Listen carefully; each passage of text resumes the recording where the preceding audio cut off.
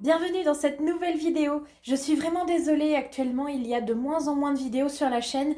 C'est pas du tout que je veux arrêter de faire des vidéos, mais c'est qu'actuellement je ne suis pas très bien. Je vous expliquerai tout dans une vidéo très prochainement.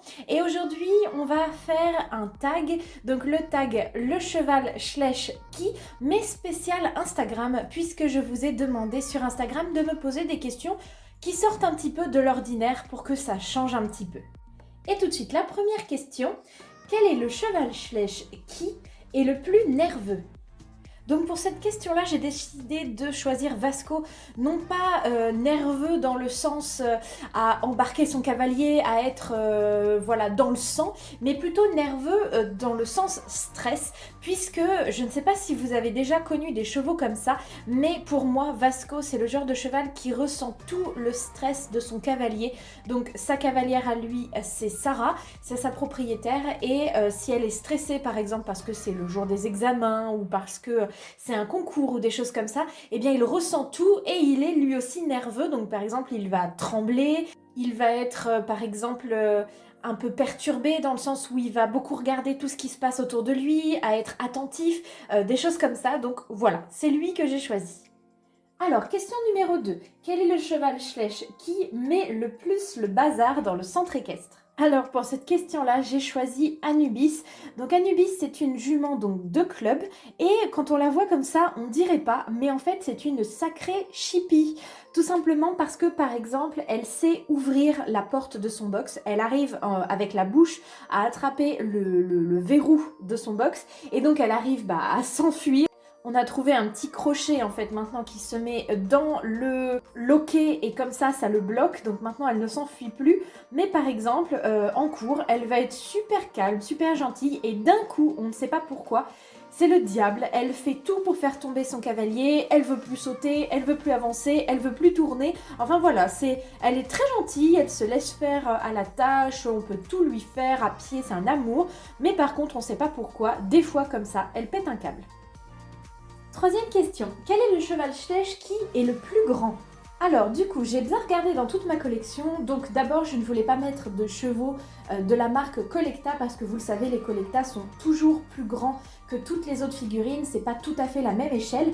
Donc j'ai choisi un étalon Mojo Fun, donc il s'appelle Athos, c'est un trotteur d'Orlo, donc comme ça c'est pas non plus un cheval de trait parce que sinon forcément il serait plus grand que les autres, c'est bien un cheval de selle et comparé à d'autres figurines, il est plus grand.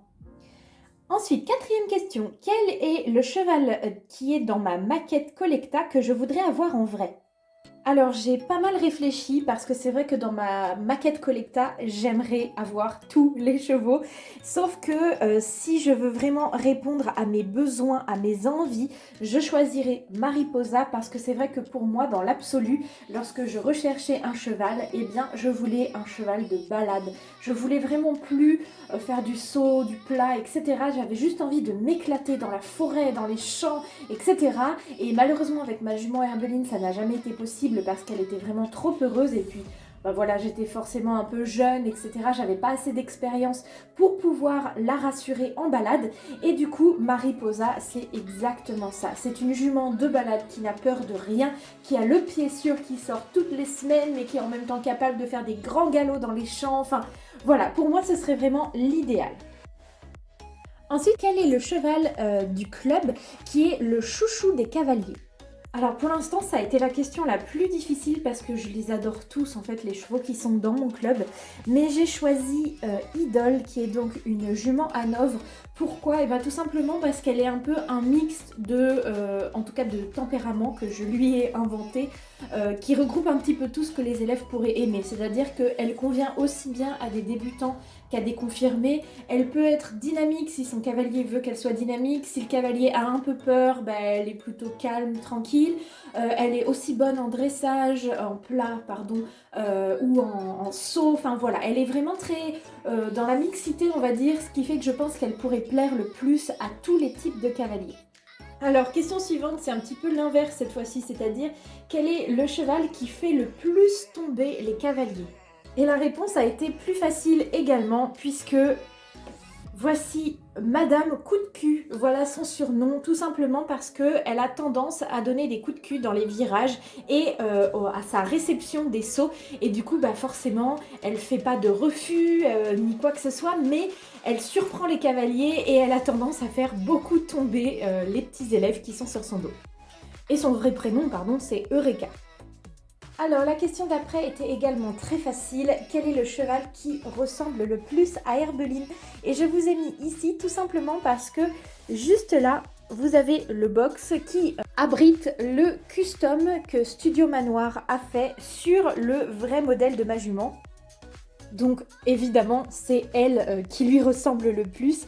J'avais envoyé plein de photos à Studio Manoir pour qu'elle puisse vraiment la faire sous tous les angles. Donc voici Lullaby Mélodie. Mais au tout début de ma collection, j'ai également eu cette jument Hanovre, donc en 2005, l'année où elle est sortie. Vous savez, c'est celle qui a les bandes blanches et les pions dans la crinière. Et évidemment, je l'ai appelée par la suite Herbeline dès que j'ai eu ma jument parce que je trouvais que c'était le modèle que j'avais qui lui ressemblait le plus. Ensuite, quel est le cheval Schleich qui est le plus vieux ? Alors, pour de faux, hein, c'est-à-dire dans mon centre équestre, j'ai énormément de chevaux que je dis qu'ils sont vieux, qu'ils sont à la retraite, etc. Mais j'ai décidé d'en choisir un que vous voyez pas beaucoup. Donc c'est Sheldon House, c'est un Hongre Appaloosa de 2003. Et donc d'abord le moule est assez vieux, mais en plus je trouve que sa posture, sa robe un petit peu ternie, puis son expression au niveau de sa tête font penser à un cheval qui a voilà, déjà quelques années. Donc j'ai décidé d'en faire un cheval qui est à la retraite, qui fait plus que des balades de temps en temps et qui est au champ à temps plein. Mais je voulais également vous montrer la plus vieille figurine que j'avais et c'est donc cette jument Alzane de 1995 que j'ai appelée Océane. Question 9. Quel est le cheval qui a le plus de problèmes de santé ? Alors parmi les chevaux que vous voyez le plus dans mes vidéos qui a un problème de santé, eh bien vous retrouvez Tito, donc cet étalon Hanovre Collecta de 2011 et lui il a un gros problème en fait de prise de poids. Alors je ne lui ai pas donné vraiment de maladie mais je vous en parle souvent dans mes vidéos. Il fait énormément de sport évidemment puisque c'est un cheval voilà, de compétition, donc il a des entraînements tous les jours etc. Et en pleine saison de concours, il a toujours du mal à garder la forme, à avoir un poids convenable et du coup il a des compléments alimentaires, enfin voilà, une alimentation très riche et très spéciale qui coûte beaucoup d'argent, je le sais parce que j'ai déjà eu ce problème là avec ma jument. Il y a un paquet d'années, parce que maintenant c'est l'inverse. Elle a tendance à avoir un petit peu trop de poids. Mais voilà en gros un des chevaux qui nécessite le plus de soins et le plus d'attention au niveau de l'alimentation et de la santé. Question suivante. Quel est le cheval qui pourrait faire un sans faute en concours sans avoir son cavalier sur le dos ? Alors j'ai trouvé cette question vraiment drôle parce que c'est vrai qu'il y a des chevaux qui sont tellement robotisés, qui ont tellement l'habitude de travailler les mêmes choses, par exemple certains chevaux de club, mais pas que, hein. Il y a aussi des chevaux de propriétaires qui ont cette habitude-là, qui pourraient tout à fait sauter un obstacle même si le cavalier était déjà tombé. Et donc j'ai choisi cette petite jument Holstein que j'aime, Morgan pardon, que j'aime beaucoup, donc elle s'appelle Mona Lisa et c'est vraiment genre la petite jument de club que tous les débutants adorent, connaissent par cœur, montent toutes les semaines et très clairement, même si son cavalier était tombé ou avait lâché les rênes, elle pourrait très bien, si elle est droit sur un obstacle, aller le sauter sans que son cavalier lui ait demandé. Ensuite, quelle est la jument qui est la plus maternelle ? Alors pour répondre à cette question, j'ai un petit peu mixé deux idées, c'est-à-dire la jument qui est la plus maternelle avec ses poulains, donc qui s'en occupe le mieux, mais également celle qui en a eu le plus. Et donc dans le centre équestre, c'est Pocahontas, donc cette petite ponette Haflinger, puisqu'elle a d'abord eu un poulain qui maintenant est grand et qui fait partie également du club, donc c'est Halloween, vous le reconnaissez peut-être. Donc maintenant c'est un très bel étalon, mais l'année dernière elle a eu ce petit poulain là, donc il s'appelle Basile et la maman d'un autre poulain Haflinger du même élevage est malheureusement décédé ou ne s'occupait pas bien de son poulain. Enfin voilà, j'ai imaginé une histoire comme ça. Et du coup, elle a adopté son poulain, donc Monsieur Big Ben, et donc elle s'est occupée des deux sans aucun problème. Elle l'a tout de suite accepté, ce qui fait que je pense que ça en fait une très bonne maman. Question 12. Quel est le cheval qui répond le mieux à la voix? Alors pour cette question-là, j'ai décidé de choisir le cheval de la propriétaire de l'écurie que vous voyez ici en fond.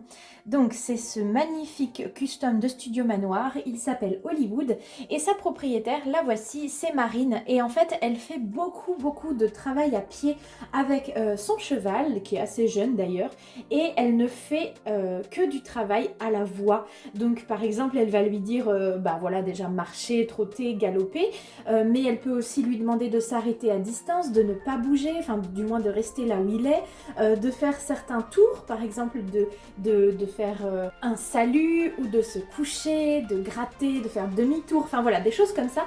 Elle fait tout à la voix, elle n'a même pas de stick. Voilà, elle fait que de la récompense positive avec des friandises, etc., etc. Et du coup, eh bien voilà Hollywood qui répond le mieux à la voix. 13e question. Quel est le cheval qui fait le plus de bêtises?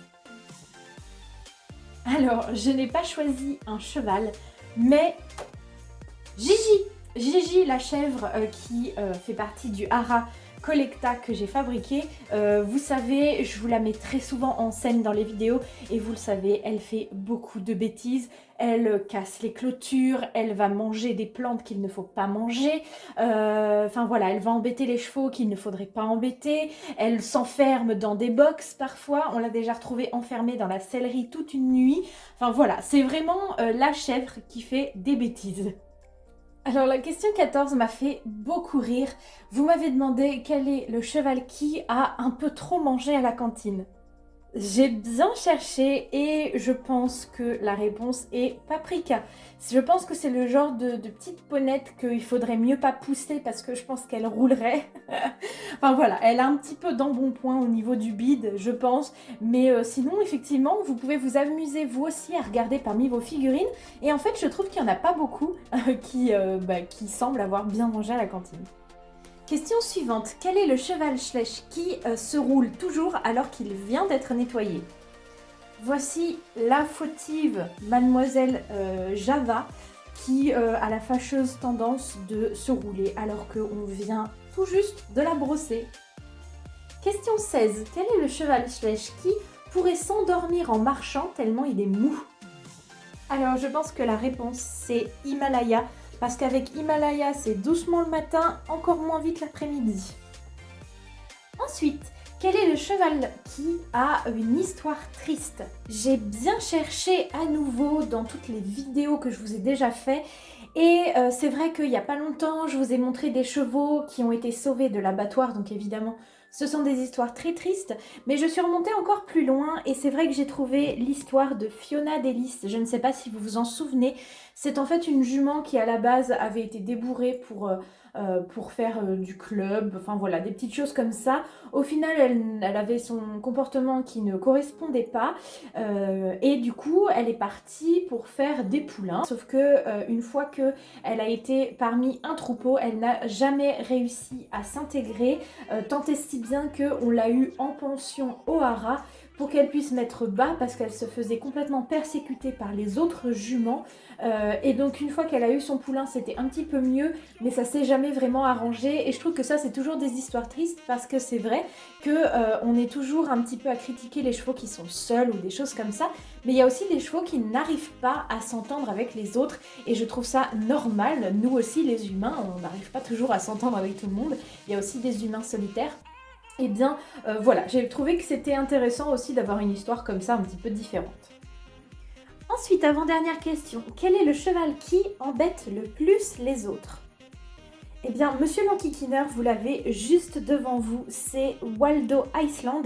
Donc c'est un tout jeune poulain qui est à peine sevré que l'on a acheté donc justement au moment de son sevrage et pour l'instant on l'a laissé au champ avec 2 copines, donc Jadis et Mariposa que je vous ai montré tout à l'heure et c'est un vrai enquiquineur, il les mord, il veut tout le temps jouer quand elles dorment, là où elles se couchent, il veut se coucher à leur place, quand elles se roulent, il se roule pas à côté, il se roule sur elles, quand elles mangent, il veut mettre la tête dans la gamelle, enfin voilà, c'est vraiment genre le petit bébé poulain qui enquiquine un peu les autres, je trouve ça rigolo comme histoire et voilà, c'est un futur cheval de compétition, j'ai trop hâte de vous faire son histoire, j'aime tellement ce moule, donc à la base c'est une pouliche et moi j'ai décidé donc d'en faire un petit poulain et vous le verrez bientôt devenir grand.